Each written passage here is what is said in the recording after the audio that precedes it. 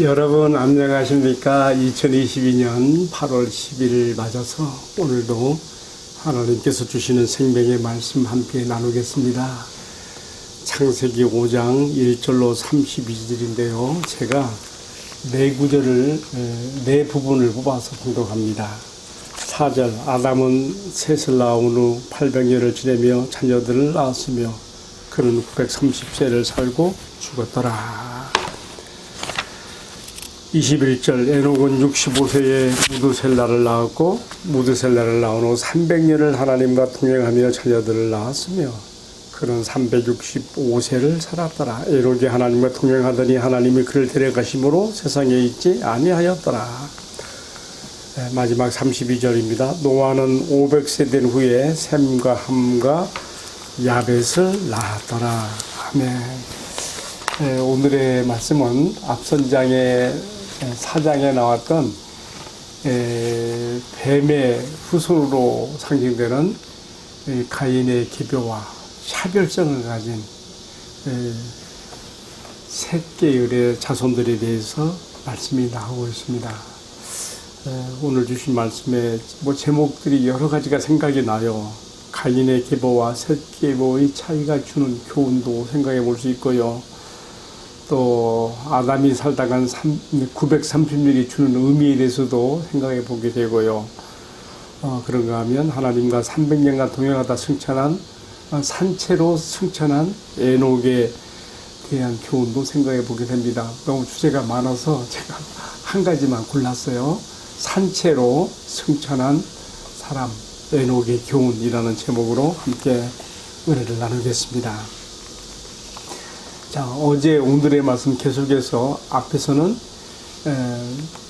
가인의 계보의 사람들, 오늘 말씀은 셋 계열의 사람들의 말씀이 나옵니다. 왜 이런 계보의 이야기가 성경에 기록되어 있을까요? 우리가 성경에 많은 그 족보, 계보들을 우리가 보게 되는데요.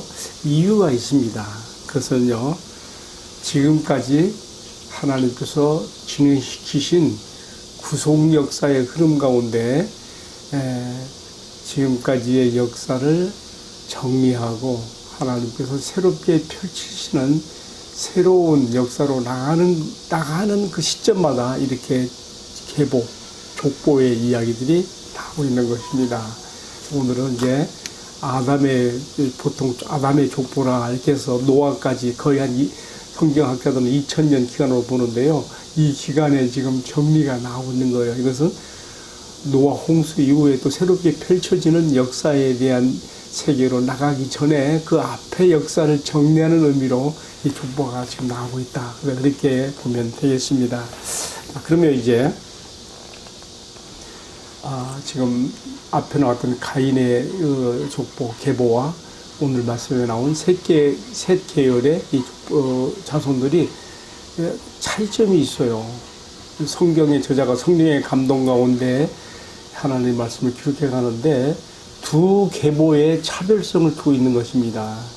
첫 번째는 뭐냐면요, 나이 계산의 문제예요. 앞에 나왔던 가인 계보의 사람들의 경우는요, 몇 년을 살고 갔다는 기록이 하나도 없어요. 빵이에요, 빵.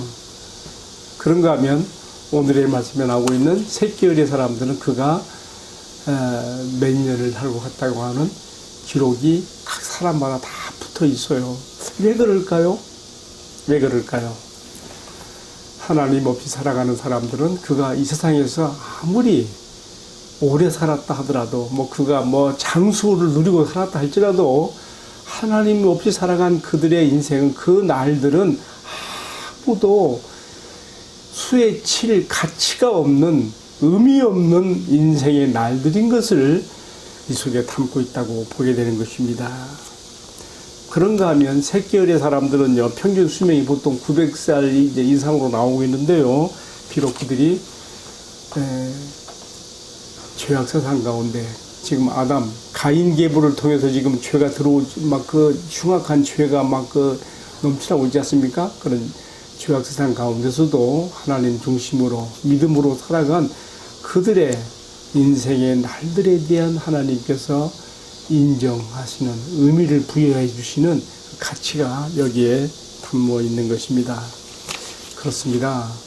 하나님 없이 자신이 삶의 주인이, 생의 주인이 되어 살아간 사람들은 그가 아무리 오래 살았어도 그들의 날수는, 인생에서 보낸 날들의 그 계산은 아무 수에 칠 가치가 없는 동물적 삶에 지나지 않는다는 것을 우리가 여기서 보게 되는 것이죠.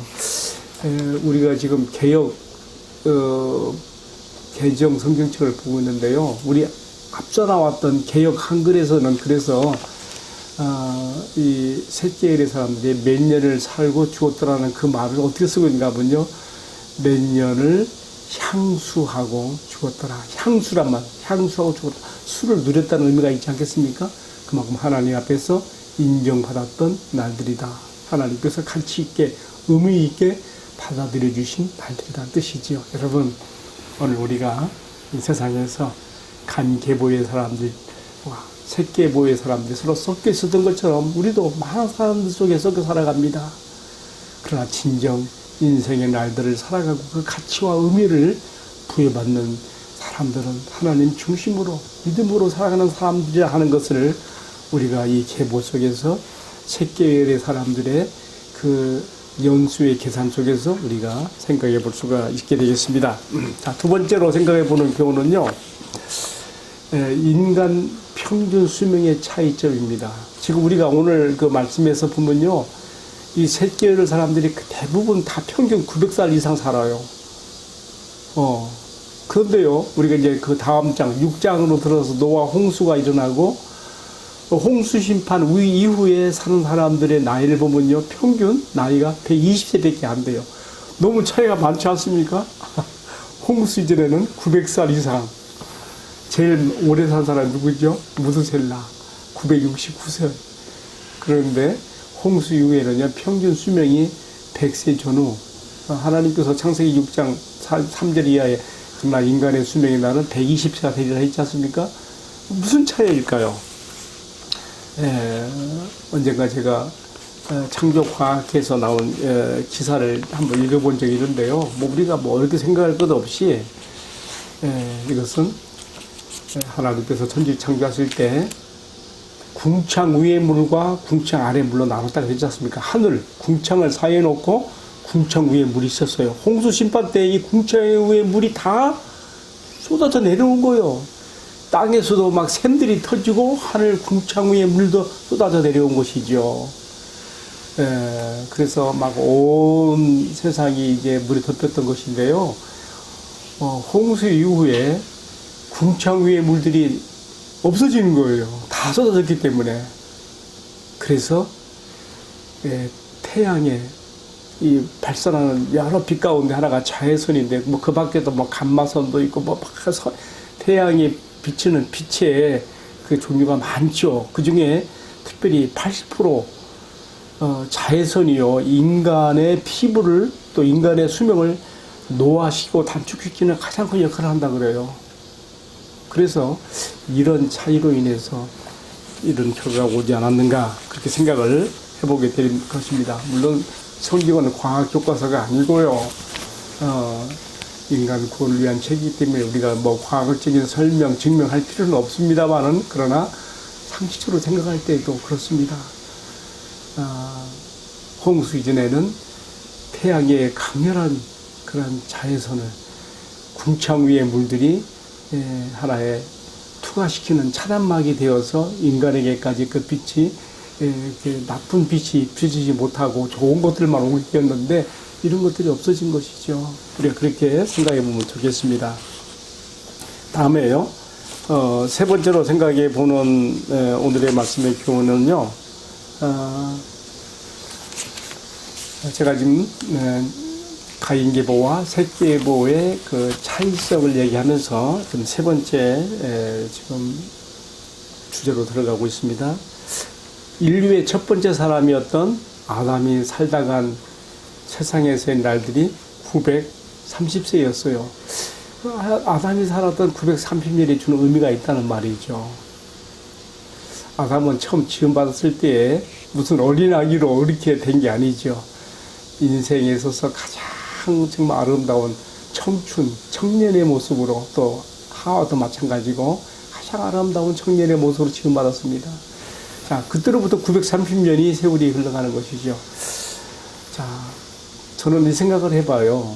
아담이 에덴 동산에서 추방되고 난 다음에 아담과 하와 이후로 많은 이제 후손들이 태어나는데 생각해봐요. 930년 살았으니까 아담 한 사람을 통해서만 그 시대에 태어난 자손들이 얼마나 많았겠어요.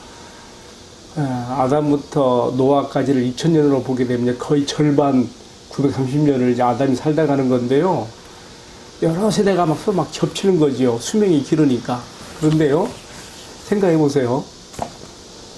아담 이후에 인류 가운데 하나님을 직접 대면하여 알고 하나님을 눈으로 보고 그 음성을 귀로 듣고 하나님과 접촉하여 교통했던 사람은 아담과 하와밖에 없어요.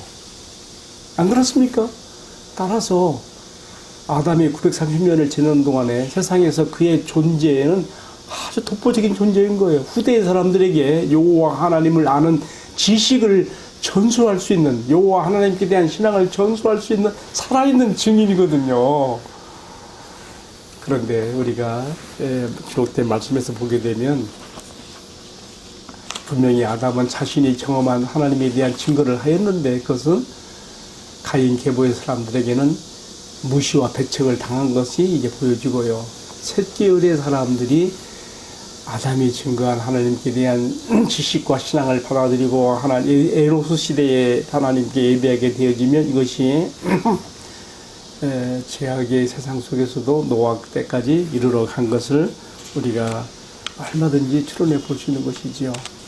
자, 후일에 하나님께서 자기 아들 예수 안에서 인간을 찾아왔을 때에도 1차적 선민이었던 유대인들이 배척했잖아요. 따라서 아담이 자신이 실제로 경험했던 하나님을 증거하는 것을 그 시대의 사람들이 배척했으니까 충분히 짐작이 가는 것이죠. 자, 이제 오늘의 말씀의 그 마지막 주제를 다루겠습니다.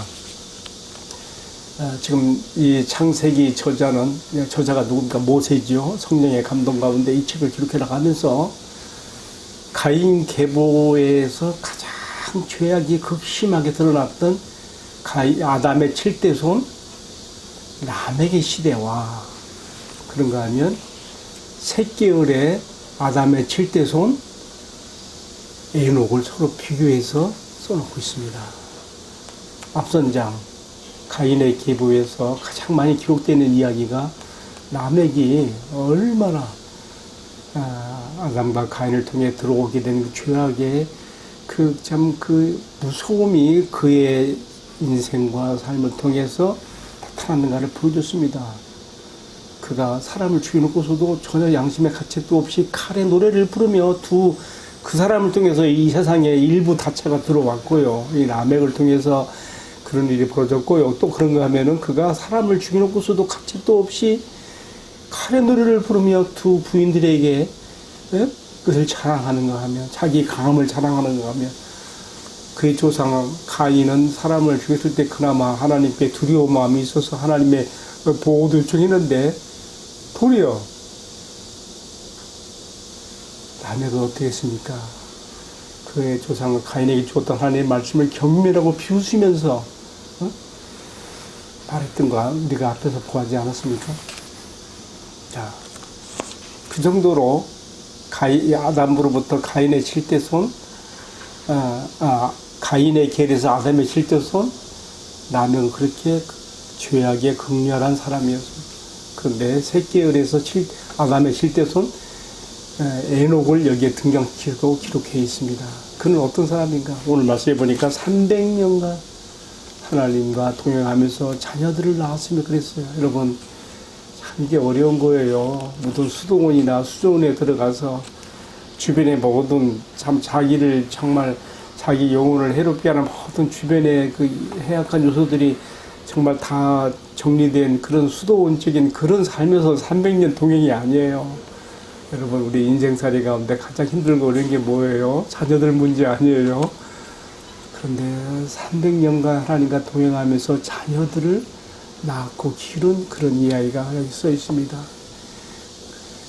하나님께서 그의 참 이 아름다운 하나님과 동행하는 삶을 보시고 그를 하늘로 산채로 취하여 갔다.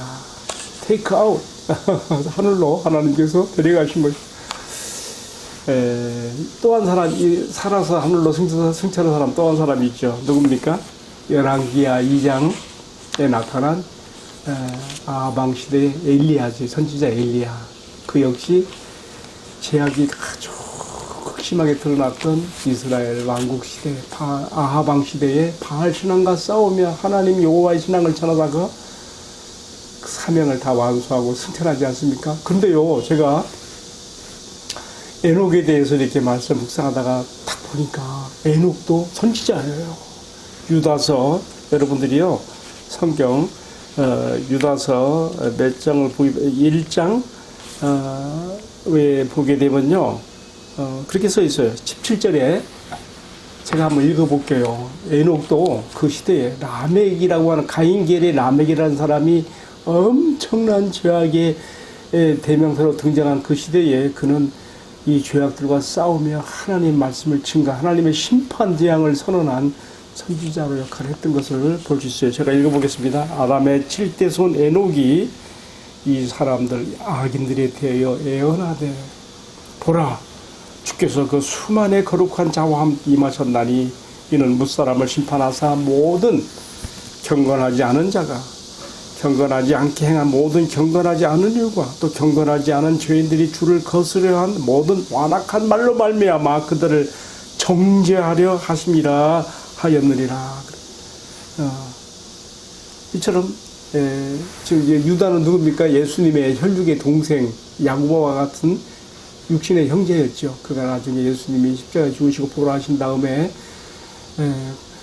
그가 우리 형제들 간에 살았던 분이지만 하나님의 아들로 오셨던 분이고라는 것을 깨닫고 그의 형 야고보와 함께 이 유다도 예수님을 나의 구주 나의 주님으로 그렇게 하면서 그의 기록이 유다서가 있지 않습니까? 요한 1, 2, 3서 다음에 유다서지요. 거기 보면 그렇게 그가 처해했던 그 악한 죄악의 시대에 그 시대를 향하여 그가 하나님 말씀을 선포하며 심판을 선포하며 외쳤던 예언자적 사명을 감수했던 것을 볼 수 있습니다. 하나님께서 이처럼 그 시대의 그 죄악과 더불어 싸우며 하나님을 선포했던 이 에녹도 또 후일에 엘리야도 다 그냥 산채로 테이크아웃해서 데려가신 것을 우리가 보면서 이렇게 교훈을 받아요.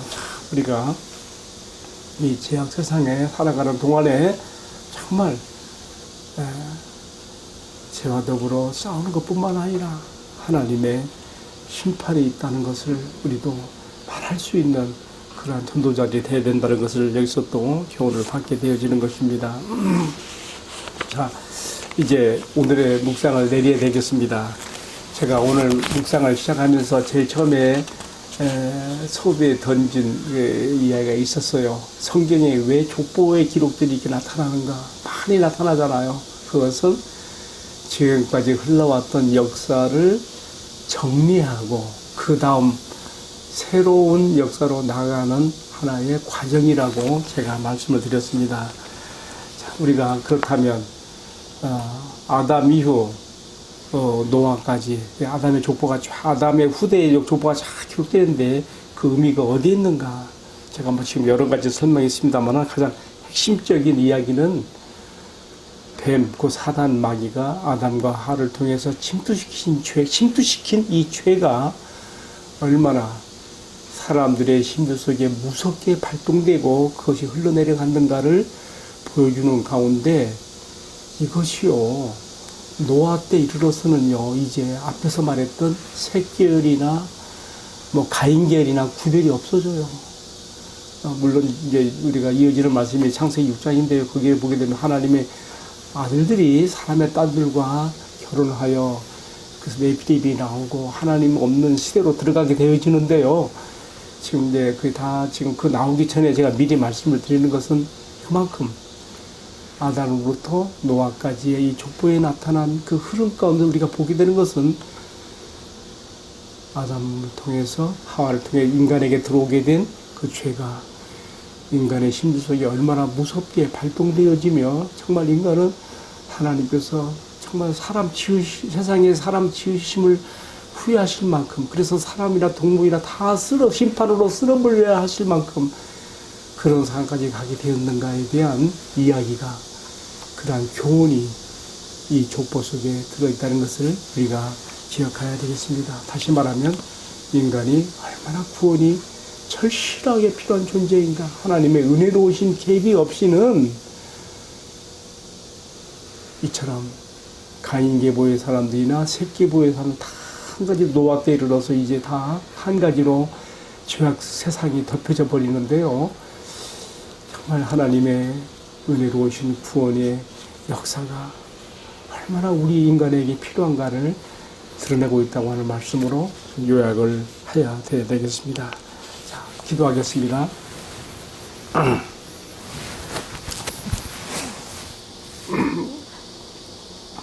하나님 우리 아버지, 오늘 주신 말씀 가운데는 아담의 자손 가인 계열과 대조가 되는 셋 계열의 사람들을 통해서 그 죄악 세상 가운데서도 하나님 중심으로 살아가며 하나님을 전했던 여러 믿음의 족장 조상들의 이야기를 보았습니다. 주님, 우리가 살아가는 세상도 이와 다르지 않습니다. 우리가 죄악 세상에 처하여 이 가운데 함몰되고 죄악의 탕류의 물결에 습려간 자들이 아니라 에녹이 그 시대를 향하여 가장 죄악이 심했던 그 라멕의 시대에 에녹이 그 시대를 향하여 외쳤던 그러한 예언처럼 우리가 하나님 중심의 신앙에 굳게 서서 우리 하나님의 말씀을 세상 가운데 증거하고 전하는 자들 될 수 있도록 은총을 베풀어 주시옵소서. 이러한 경건 가운데 살아가다가 우리도 에녹이 들어간 천국에 이룰 수 있도록 축복해 주시옵소서. 이 모든 말씀을 존귀하신 우리 주님 예수 그리스도의 이름으로 기도하옵나이다. 아멘. 네, 마쳤습니다. 감사합니다.